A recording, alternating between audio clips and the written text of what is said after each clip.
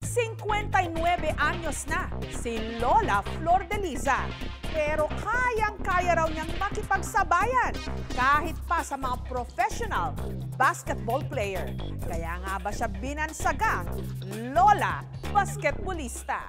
May humahamon sa 2013 Most Valuable Player ng PBA, ang power forward ng San Miguel Beermen at Baguio na si Arwin Santos. Partida na, 59 anyos siya at isa ng Lola, si Lola Flor. Arwin, nasan ka ngayon? Nahamon kita, one-on-one tayo. Tiyak, hindi ka mananalo sa akin. Hindi raw porket Lola, dapat na siyang pagbigyan ni Santos. Praktisado raw ang Lola nyo.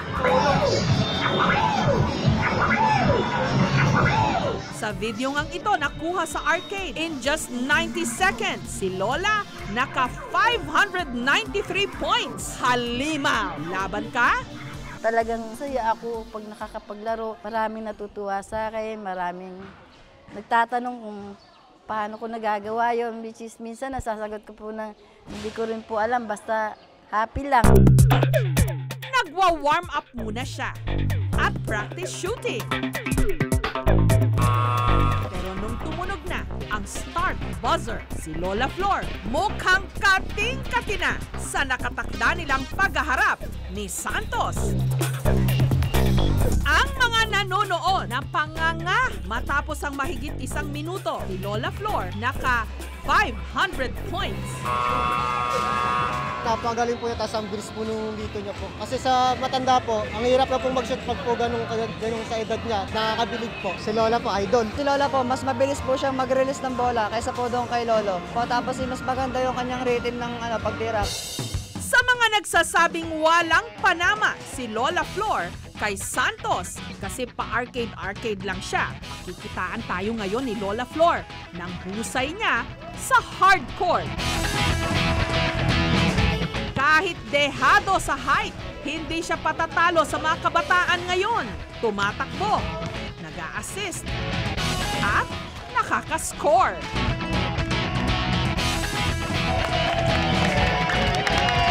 Diba, isipin mo, paano makakatagal ng laro, paano makakapag-dribble, paano makakapag-shoot sa taas ng ring niyan. Pero God makes wonder, nakakayanan ko, and marami po akong napapasaya. Bata pa lang daw si Lola Flor, point guard na siya. Nung high school days ko, player po ako ng isang team ng eskwela namin. Nadayo po yung eskwelahan namin sa kung saan, Victoria, Los Baños. Ayun po, nag-start po doon talaga na sabi ko parang mahilig talaga ako sa sports. Kasi every time na may mga laro sa school namin, lagi akong sumasali. Yun nga lang, hindi lang si Lola ang mabangis. Pati kapalaran, naging mabangis din daw sa kanya. Si Lola Flor kasi matindi ang pinagdaanan sa kanyang buhay may asawa. Simula po na nag-aasawa ko, talagang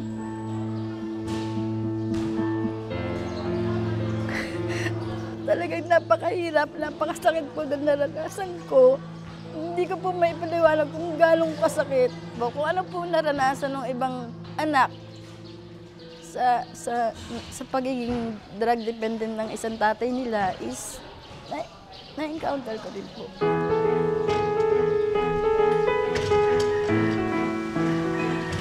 The more po ako nakakapag-concentrate dito sa larangan ng sports nung napahiwalay na po ako sa asawa ko. Kasi parang doon po ako humugot ng lakas. Yun po yung nagbigay ng pang-alis ng stress.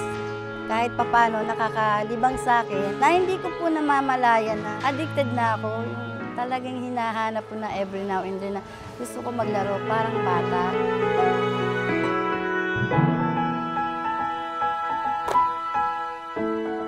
Ngayong hiwalay na sa asawa, mag-isa na lang na itinataguyod ni Lola Flor ang kanyang sarili. Ang kanya namang mga anak, may sari-sarili ng buhay. Sa maliit na patahiang ito na lang siya kumikita.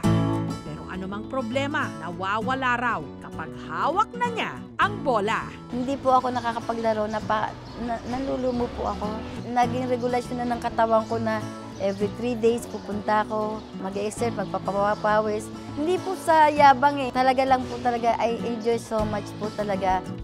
Pero si Lola Flor, nagbibiro lang daw.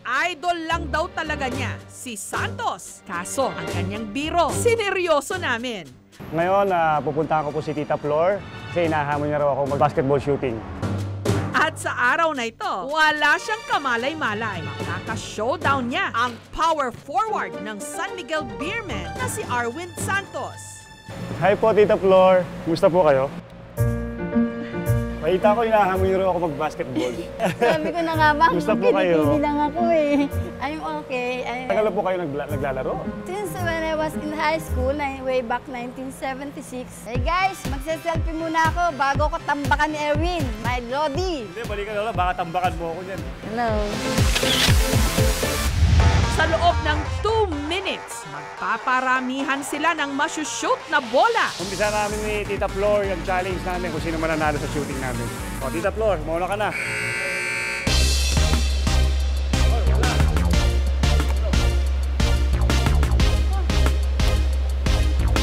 Yan. Kick.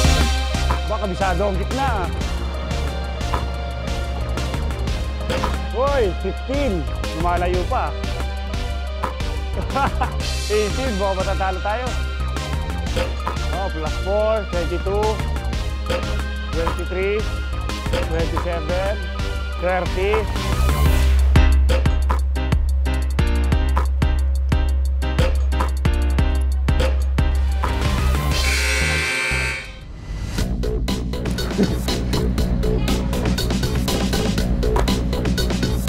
Well, Kuya, dapat ulit dito sa malayo.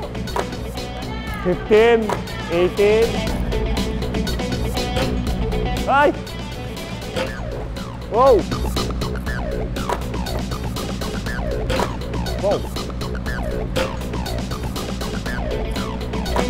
29, 33, 37.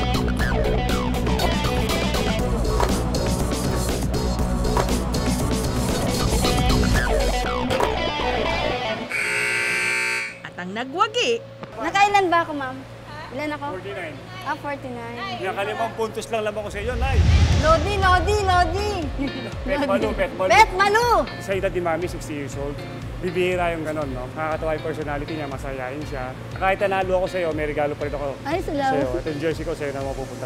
I cannot find a word to describe how happy I am. Napaka-overwhelming. Iba. Grabe, hindi ko... Never in my wildest dream na hindi man ako nakapanood sa PBA. Nakakanood na kayo, bibigyan ko kayo ng ticket. Na-meet ko personally si Alvin. Thank you rin, Lo. Grabe, Tita Lola. grabe. Para siyang si Bog sa Dornado and Atoy ko. Combined together.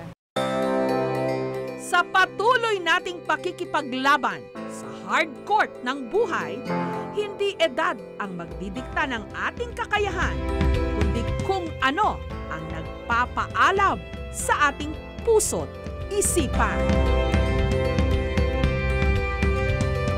Mga kapuso, kung nagustuhan niyo po ang videong ito, subscribe na sa GMA Public Affairs YouTube channel and don't forget to hit the bell button for our latest updates.